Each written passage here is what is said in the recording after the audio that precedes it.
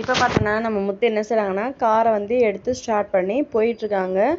அந்த டயத்தில் பார்த்தோம்னா கார் வந்து பிரேக் பிடிக்கவே மாட்டுது. அந்த டயத்தில் ஸ்கூல் வேன் வருது, ஆட்டோ வருது, அது வருது, இது வருது. ஐயோ என்னடா ஆச்சு, என்ன கண்ட்ரோலே ஆக மாட்டுதுன்னு சொல்லிட்டு செம்ம டென்ஷன் ஆனாங்க. லாஸ்ட்டில் பார்த்தோம்னா ஒரு பைக்கில் போய் இடித்து கீழே விழுந்துடுறாங்க. பைக்கு கீழே விழுந்துருது.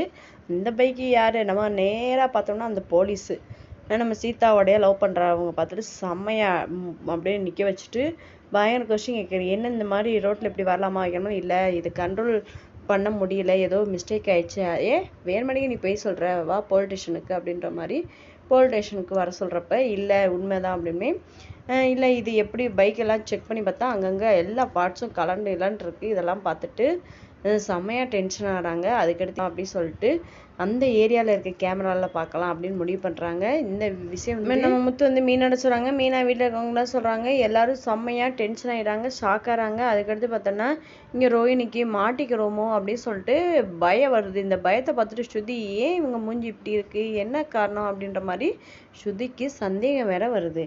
நீங்கள் என்ன சொல்கிறீங்க, மறக்காமல் கமெண்ட் பண்ணுங்கள். நம்ம சேனலுக்கு புதுசாக வந்தீங்கன்னா மறக்காமல் லைக் பண்ணி சப்ஸ்கிரைப் பண்ணுங்கள். தேங்க்யூ.